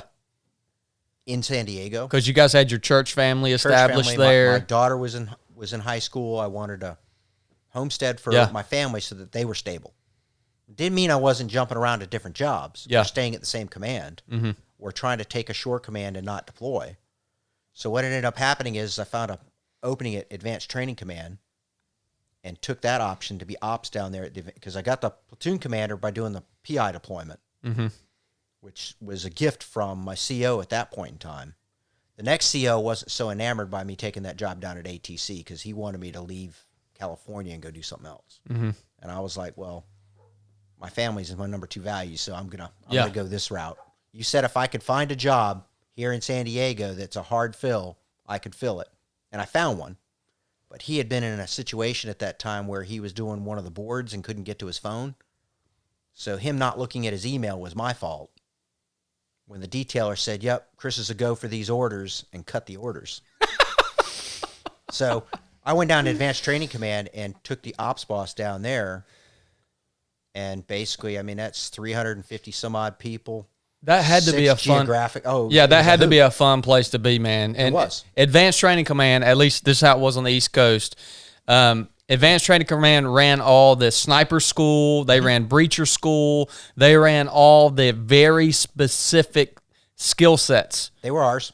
Okay. Yep. Yeah. So that's that. You have to be an experienced operator to even be an instructor at Advanced Training Command, because you are teaching really crucial, high-level, specific skill sets that are high-risk evolutions. High risk. You know, I mean, coincidentally, a lot of the breacher instructors have challenges with TBI and some of the other things that we've had to learn the hard way. Yep. About what being near too many concussive events really does to us. And, you know, no different than being out at sniper school or anywhere else, you know. So it was really trying to craft and figure out ways to make those schools better. Better, yeah. One of the dreams I had there, being a prior sniper, was that we shift sniper school from Indiana down to Mississippi, and we create literally 18 holes of sniperdom. And each hole is a different environment, a different setup, the whole 9 yards. And you just go down there and because there's so much land down there that you could actually, you could build it. Yeah. You could build it like you would build a golf course. Dude, that would have been sweet, man. Didn't quite happen while I was there. They were still fighting on keeping it in Indiana. We wanted to we wanted them to homestead in Indiana. Mm-hmm. The challenge is that some of the instructors liked the lifestyle they had in Indiana because it was different than the lifestyle they had at home. Yeah. So there was a lot of pushback on that. But we wanted to set it up where you could have your head on your own pillow most nights as an instructor in sniper school. Yeah. So you could 2 or a 3-year stint sniper school in Indiana with your family. Yeah. Good school system. Yeah. Housing was affordable. The idea was a quality of life for a family, not necessarily the bachelor or the married man acting like a bachelor. Yeah, man. A lot of pushback on that. It brings up so many old memories for me of you would think that would make sense. You guys listen to this podcast that the sniper instructors would want to be able to move their families out to the training location so that they could be there, for a 2-year or 3-year stint as an instructor. But really, man, that life and that culture is just, you can't even understand it. I mean, guys had 2 different lives. Yeah. Just like Chris said. And by no means am I like I'm not judging. putting down my teammates or judging, but it is a weird environment. Have you guys ever seen the movie Apocalypse Now? How it's just weird. Yeah. It's not like real life, just weird. People that's how it was in the SEAL teams. It was almost like you were halfway at times living in a dream. Like, what? Hold on just a minute. This don't make no sense, but somehow it works. Yeah. Somehow it works, man. Yeah. But dude, that is awesome. And then how did you Well, I went from there to I saw my name on a short list. Basically being at ATC, looking at the deployment cycles and how fast officers were deploying. Yeah. I knew I was either on a short list for a night Joint Operations Center jock chief, which I didn't want to do No, I don't blame because you. I'd already run the Mission Support Center, so been there, done that. But then they had this, Team 2 had a hard fill that they couldn't fill. And it was a diplomatic mission to Pakistan. And I was like, I'll take that. That's different. Never done that before. And it was all about training the Pakistanis in special ops and counter narco missions and things of that nature. And it was all about it. This is January, mind you.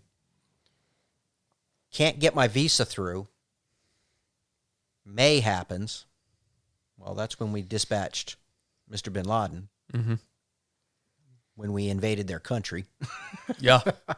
My visa gets approved. Now, mind you, I had to give the Pakistani CIA 10 years of my detailed life to get my visa to get into the country. So they knew everything about me. Yeah. I then deployed to Pakistan in June. And on a daily basis, we didn't know if the guns were in or out. And then that's also the year that the helicopter went down with our brothers and took so many out all at once. Extortion. Yep. The interesting thing about that is that the day before that went down, I told my wife, hey, I'm going off the grid, which meant I'm going to be traveling. I'm not going to be in comms. Yeah. Well, I didn't know it went down when it went down, where I was at. So I call her 3 days later, and, she sat there in front of, it wasn't Zoom then, it was one of the other first video. Skype or something. It was Skype. Yeah. She was waiting for the Skype tune to kick off. She didn't know if she was getting a black card at the door, a chaplain at the door. All she was seeing is that, so many guys just, so it. I couldn't imagine how that conversation went. Yeah. She was just in tears. She just I bet. She didn't know. Nobody was talking or telling anybody. And yeah. So when I finally communicated, it was it was rough. I was like, dang, dear, I honestly didn't know. Yeah. What were the Pakistanis like? Were they hungry to train or learn, or were they? Some of them were. Some of them were, but I was frustrated by the fact that for them and their belief system, lying to a white person who doesn't believe in Allah was okay. And I struggled with that because, I mean, we taught them a lot of good stuff down there on the coast. Mainly, we taught them a lot of medical stuff. Ron Carpenter, Warrant Officer Ron Carpenter was who I was with at the time, and Nikki Baggett. Yep. And we were there basically doing a lot of other things and reinforcing intel packages and things of that nature down there on the coast. Yep. But we were also trying to train them, help them utilize their boats better, because they would only do daytime ops. So as soon as the boat went out, guy in a man dress got on the phone, called it in. When they came back in, the guy in the man dress would call it in, and then they'd start running their counter-narco ops. Yep. Now, terrorists are going to follow the same networks. Yep. Once we trained them how to take care of themselves if they got hurt, they would go out and do 2 and 3 day ops. And right after we left, that's when they had one of their biggest heroin busts they had ever had, because they left port and didn't come back. And they started trying to run their ops on their schedule, and they were able to bust them. So it was different because we didn't know if the guns were in or out on a daily basis from the Pakistani side. Oh, I bet. A couple of our groups got harassed at some of the checkpoints. Yeah. We had a Benghazi situation long before Benghazi happened. We had 3,000 people on our wall that were just pissed off at Americans that day. Yeah. Down in the consulate in Karachi, Pakistan. We are locked and loaded on the rooftops. I created a no-comms grid using numbers and letters and colors so that we could talk in the clear about where people were at. And it was just, it was bizarre. I mean, we were watching people climb up on a barbed wire fence, and, you know, my attitude was, dude gets over the fence, he's committed. Yeah. But I had law enforcement tell me, part of the diplomatic team, say, no, you can't shoot him unless he shows aggression. I go, him getting over that barbed wire fence is plenty enough aggression for me. That's such a tough situation to be in, man. Yeah. You know, they we didn't know, were we just going to get flooded? Because a lot of people don't understand the Marines aren't there to protect the people. A lot of people think they are, but they're not. They're there to protect the consulate and the classified. Yeah. That's their role, is to make sure that the classified doesn't fall into the wrong hands. Yeah. Then they can start talking about protecting the people. But it's really about protecting the consulate or the embassy itself. Yep. And not to mention there aren't at least the embassies and consulates I've been to, there's not a large Marine presence. No, it wasn't. It's it was very less than small. 10. I could so relate to that. I was in Tunisia when the Tunisian embassy was attacked simultaneously with Benghazi. And it's nerve-wracking trying to do the job you know how to do, but anytime the State Department is involved in anything, literally the head of security for the State Department at the embassy in Tunis, Tunisia, was a former school teacher. And ultimately, he's in charge. I have to listen to this guy. Like, if somebody comes over the wall, like Chris is talking about, and I smoke that dude, like you should, like I should, they can prosecute me. Right. And so working with them and also working with the Secret Service was the most nerve-wracking part of my career because of that. Because, dude, we are a direct action unit. And here we all of a sudden find ourselves in charge of the defense of this embassy, and the State Department heads are scared to death, and they want you to save their lives, right, but they don't want to let you kill anybody. And you're like, well, what the heck, man? The lead security guy listened to me because they had so many bottlenecks about how people were getting into the consulate there in Karachi. Oh, my gosh, yeah. It was just a kidnapping waiting to happen. Yeah. Now, we had rumor that they were going to plan a car bomb followed by a dump truck bomb into the embassy, into the consulate.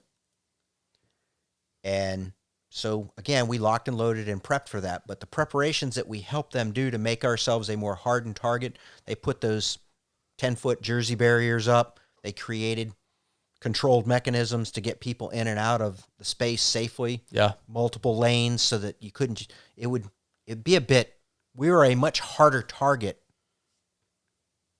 then another target that actually took the bomb because of how we worked with the security there, and they actually paid attention to what we were saying. Yeah.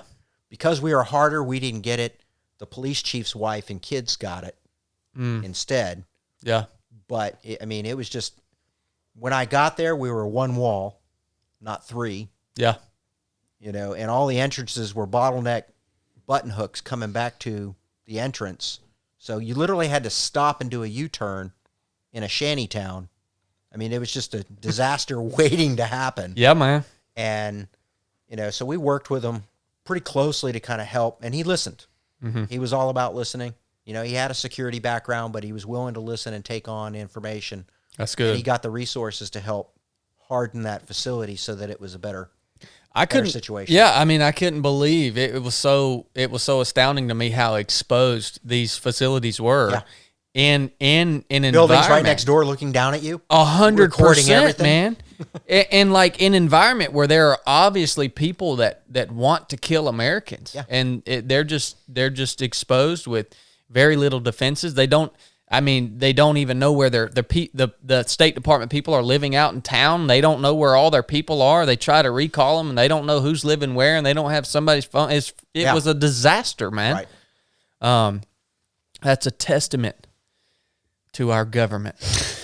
That's a testament to the organization that exists within the bureaucracies of the United States. We had one State Department person that was upset because they weren't going to go have dinner that evening because they basically shut down the consulate and locked everybody in and weren't letting anybody come in or out because of that information that we had received. Yeah. And we had high confidence that it was accurate.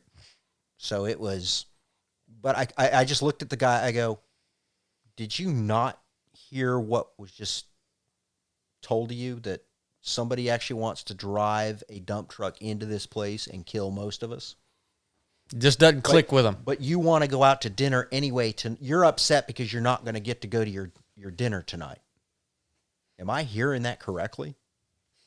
It's wild. You don't have to be that way about it. I go, I'm not. I'm just trying to figure this out because it doesn't really sound too smart to me.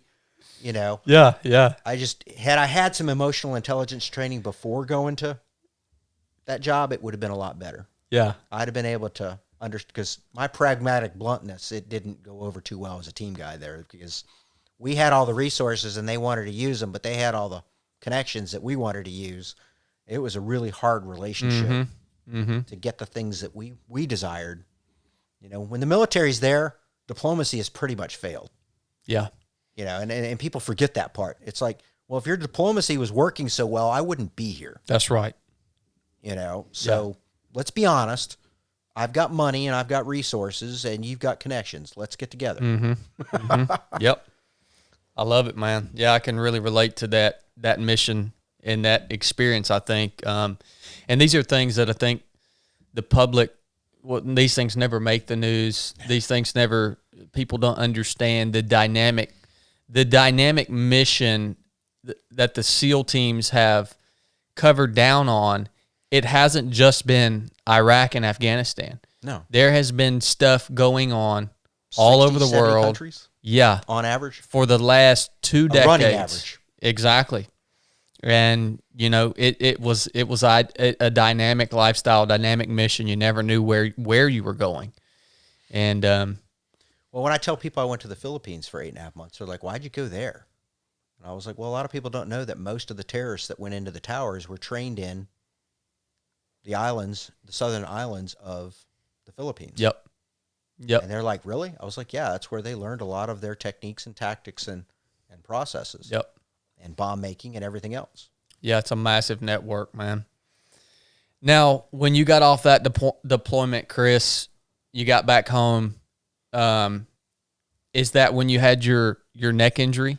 Well, actually, I was made what I thought was a deal with the same guy that I took the job down at ATC, because he was running the officers' career destinations, and I was promised a particular XO position inside the FTS, and when I got back, it was given to somebody else. A new one popped up at the Center for SEAL and SWCC, where I was working for Captain Wazotsky there at the center. So I took that one, again, to Homestead. Brand new FTS position to give us another XO position for people to grow into. I think we had about 60 people there between civilians and military and contractors. And while I was there working out, slipped a disc. This was about the third time I've slipped a disc, and then the doc finally said, he's like, yeah, it's time to go in and clean you up. And it was just a lot of years rode hard, put away wet is what it really was. You know, the frustrating part is it wasn't a dynamic injury, so it didn't necessarily get the same cred or attention that somebody getting blown up or shot does in combat. Now, like I was mentioning to you earlier, the initial surgery was only supposed to be 3.5 hours. They're going to go in, clean some things up, no big deal. I'd still be able to jump and do everything I needed to do. In fact, it was a parachute jump that made me numb for 3 days that made me go in and get looked at again, get another MRI. I think that's another thing people don't understand, how violent a parachute jump is, even a free fall. Especially static line, but even a free fall, man, when you open that chute, there is evidence that a hard opening actually gives you a minor concussion. Yes. That's how hard it jolts your body. People are talking about, Chris just said, years of being rode hard and put up wet. These are the little things, hundreds of these parachute openings, hundreds of falls, hundreds of hours of running, working out, carrying heavy gear, wearing kit. This is what he's talking about, man. It's just the wear and tear is unbelievable. Well, my spinal surgeon, he was trained up in Stanford, and he was the department chair at Balboa. And he said, Chris, you basically put about 8 or 9 lifetimes on your spine. Spine's designed to last about 37 years, and we stretch it out much farther than that. But team guys notoriously put a lot of wear and tear on their spine. Now, mind you, he went in and they discovered basically the day of the surgery, they were cycling power to auxiliary so he couldn't open me up. So he brought in an X-ray machine and was just taking extra shots and discovered that the anterior ligament had calcified into my spinal cord. So what ended up happening between 3 and 4, they had to open up a big enough gap that they could get the Dremel tool in there and Dremel the anterior ligament, because they went in from the front. They just fish hooked everything off to the side to get to my spine. And then they went in and they opened it up, Dremeled everything out to decompress the spinal cord, put in some dead guy's bone, and then put in a plate and 4 screws at 3-4. Then he moved down to 5-6 and replaced that disc with an artificial titanium disc, which was new at the time. They weren't doing a lot of those. So I've got an artificial disc in between those two.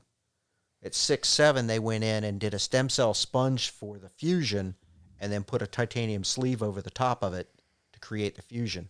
Now, in the healing of that, my body thought it was weak. So what ended up happening is the posterior ligament calcified in 4 key spots into the cord. So at first he was going to do a full laminectomy where they go in and fuse everything, put in an erector set from C2 down to, what would that be, T1. He said, but Chris, you're too active. You're going to wreck my work. Because you would have been stuck. You'd be just locked up and kind of like Frankenstein. Yeah. You turn your whole body to look. He said, if we do a skip laminectomy, it's a new surgery out of Japan. I'd like to try it on you. And I'm like, have you ever done it before? He's like, no, but I got this. I was like, all right, doc. That's convincing. So he goes in and he goes, worst case, we'll have to go back in and put in the laminectomy. Yeah. Best case, you'll have lateral movement. Now, I can't move my head. If you were to take your ear and try to touch your shoulder, I can't move my head at all in either one of those directions. Okay. But I can turn left and right, so I can still hunt in a tree stand, which is great for me. Yep. But so he went in and removed the center of C3, which gave him access up under 2, all of 3, up under C4. Now, this is the posterior side now. And then he skipped over C4 and removed the center of C5, so I'm missing vertebrae at this point. Gave him access up under 4, all of 5, and then under 6. The process of healing from all of that they don't tell you is like one day I was at work and I'm sitting there typing. I can't type my name. I can't spell. I can't do a lot of things. So I just go and tell my supervisor, Brad Voigt, I'm like, hey, Brad, I'm going to go home. I don't feel good. And he's like, well, what's wrong? I go, well, I just don't feel good. He goes, if you don't tell me what's wrong, I'm not going to let you go. And I go, I don't know your name. I don't know anybody's name out there in the office. Wow, man. And he's like, how about you go to Balboa? Yeah. So this is episode 2. I'm in emergency, and pastor came because put out the all call. I told my wife, and she's like, she put out the message to our church family, and pastor's in there, and he's talking to the lady at the front desk. She goes, he's fine. We'll get back to you in a minute. Have a seat, sir. You know, he's in bed 19. And then as he sits down, stroke protocol, bed 19, like they're going to run me through the gambit of a stroke protocol. And he kind of looks at her and she goes, somebody will be right out to speak to you. So the chaplain comes out to speak to him. Now, mind you, my wife's been in the Navy now for 25 plus years. Yeah. So with me throughout this process. Yeah. She comes through the double doors and she sees him talking to the chaplain. She thinks it's No big bueno. scare. Yeah. So she's just like, she collapses and is in tears. No. He's fine. He's fine. But it was going into that, healing for about 9 months. My lower back went out. So when they did post-op for my back of my neck, I had them review my lower spine. And the doc comes out for my post-op and he goes, your neck is doing great. But Yeah. Yeah. He goes, let's talk. So I was like, okay, here we go. So we go to his office now. He had a Bible on his desk, and we used to talk scriptures all the time and all of that. So it was comical because he's like, I can put unfit for duty in my recommendation. yeah. Or I can leave it out and you can go back to a platoon. But there are those conversations where you're hearing something that isn't being said. Yeah. And I was like, Doc, that doesn't help. I was like, I need you to help me out with this answer. And he's like, I can't tell you what to do. And I was like, you're about as much help as my dad was when I asked him if I should marry my now 30-year wife. Yeah. And he's like, son, I love you. Whatever decision you make, I'll still love you. Dad, that's not helpful. He laughed. And I was like, no, seriously, Doc, you got to help me with this. And he goes, I can't tell you the answer. I was like, I don't want to be standing at the pearly gates asking God why you didn't help me with this. And to have him tell me I sent you a rowboat, a powerboat, and a helicopter, you didn't take any of them. Yeah, man. So it was, and he laughed. And I go, Doc, I think I hear what you're saying. Put unfit for duty in there. Mm-hmm. Did I make the right call? He's like, you had to decide whether you wanted to walk when you were 60 or be an operator. Yeah. He goes, the truth of the matter is that with all that kit where your lower back is at right now, you'd be kitted up in a Humvee. You would turn to get out. Your hips would stay in place and your upper torso would turn. Gosh, dog, man. So he goes, you're trashed from vertebrae and disc from T11 down to S1. He goes, I would operate on any one of these. And if we had to operate on one, it's about a 65% success rate because of where it is in your body. Yeah. And the amount of energy that it absorbs. He goes, but for you, I would want to fuse 4 or 5 of them, and you see what they're sitting on. He's like, I can't do anything with that. He goes, until you can't walk or in so much pain that that's what we're going after, we're not operating. I went, thank you, Doc. And so I'm real specific today about how I eat, how I train. Yeah. I had a friend tell me not too long ago, we're in a deer stand, and he's like, you're the most disabled veteran I know. And I'm like, I'm pretty on the outside, but I'm a mess on the inside. You can't feel all these little aches and pains. And I wake up every morning and sit on a heating pad for an hour just to get going. Yeah. And thank God you made the decision you made in that moment, Chris, because I think there's another thing that plays into that maybe that doc couldn't understand is that is such a big decision because ultimately the life of your teammates hinge upon the decision. Liability that I would have been is what made me make the call. That in an operator's mind, that is the part of making that decision that the doc can't see. Right. You have to say, okay, if we're in that Humvee and we get in a firefight and they're depending on me to get out and engage this enemy, and this happens in that moment, and my spine snaps in half, who's going to die? how many guys are going to die Right. because of that? Yeah. You know what I mean? It's a tough decision in a way, but when you frame it with that in mind, and that is a true team guy, team member, that's how he should be thinking, right? Yeah, absolutely. Exactly. But so they threw me over the fence to BUMED, found 20% disabled or unfit for duty. Yeah. Throw it over to the VA, found 100% disabled throughout the process.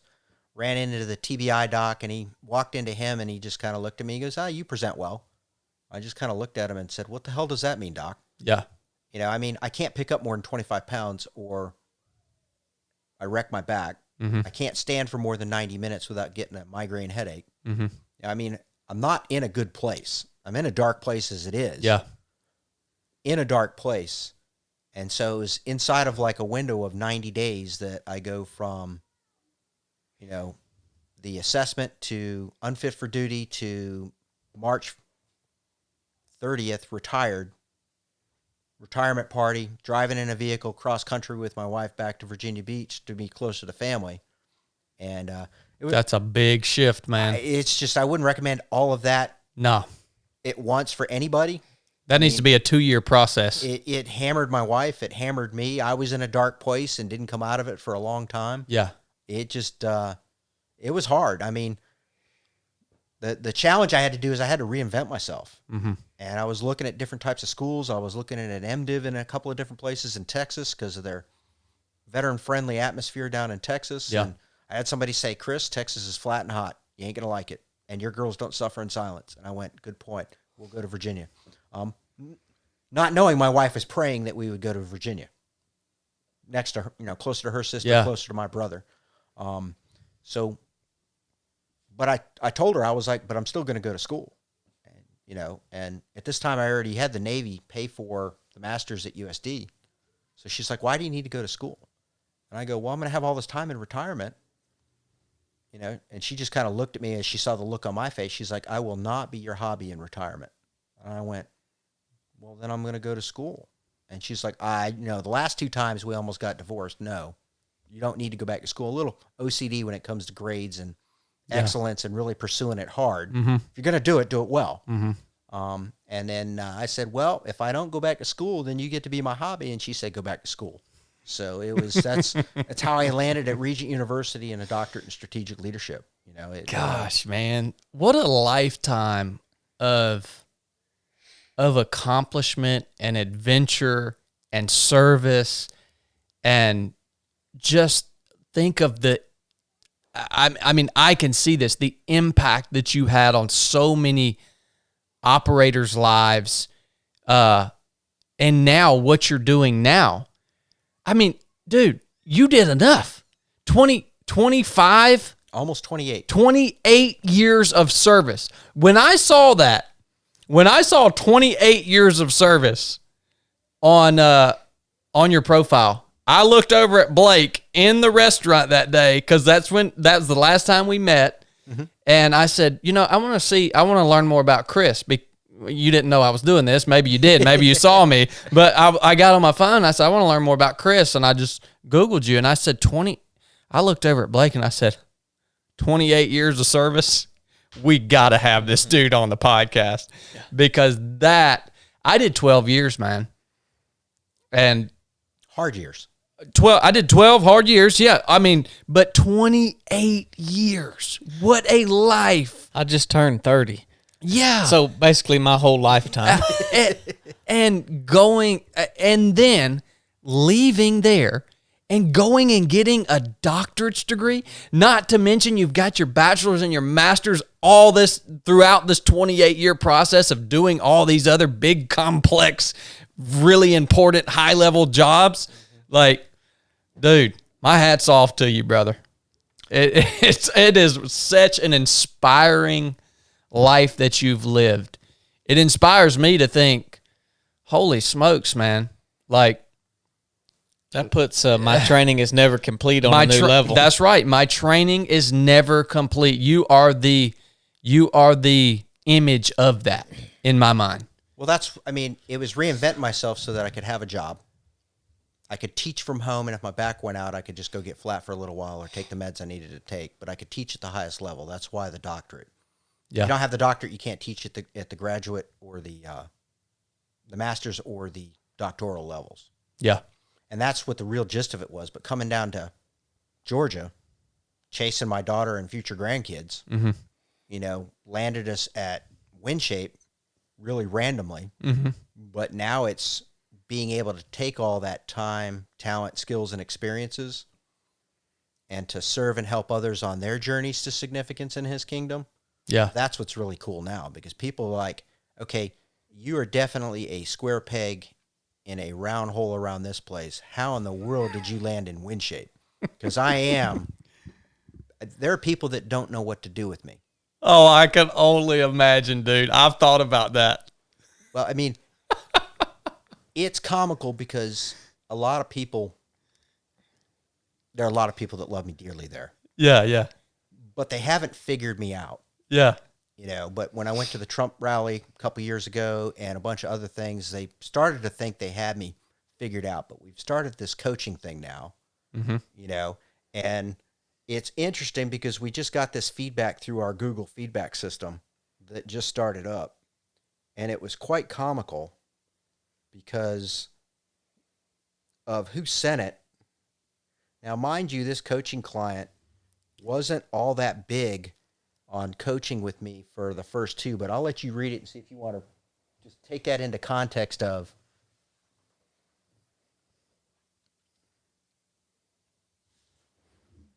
But it was interesting, and this is unsolicited feedback from her.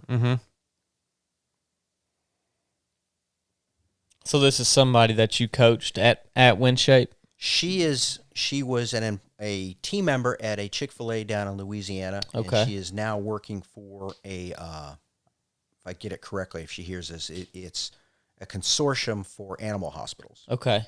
And basically the acquisition of them. Okay. So she's definitely moved up in her career, but Yeah. she's a little different. Yeah. And, just to have her give that feedback in the way that she gave it was, it just tickled me. Oh, 100%. The other day, because, I went to Regent so that I could do biblically principled coaching. Yeah. Whether I was coaching in a secular environment or a Christian environment. The client would still get biblical principles. But being able to weave that into all of the other education and experiences and skills and actually having been in positions where people's lives matter and what you do. Yeah. And I think that's part of the biggest thing that changes team guys is that people's well-being matters on your decisions.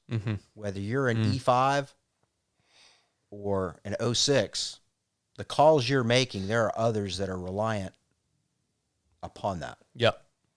And it demands a higher level of thought and consideration in those moments.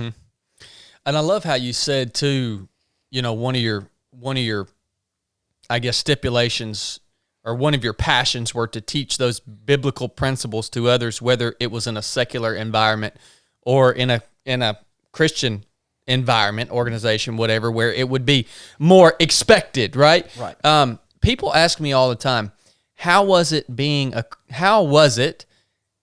Christian in the SEAL teams? And I don't know your experience, but my experience was it wasn't hard. Like I can't ever remember a single team guy that basically looked down on me for being a Christian. No. Like that was the ultimate place in my mind to be able to share Christian principles and lessons and whatever it may be in a secular environment, because the guys I was surrounded with, majority of them were not Christian. Right. But it was a wonderful place to be able to share your faith because it didn't matter. In the military, in the SEAL teams, no one cared what color you were. Nope. No one cared what religion you were. Nope. It was the most beautiful example. One thing the SEAL teams gets right I think so. It's me too. Is that it was the most beautiful example of what we should model in culture today.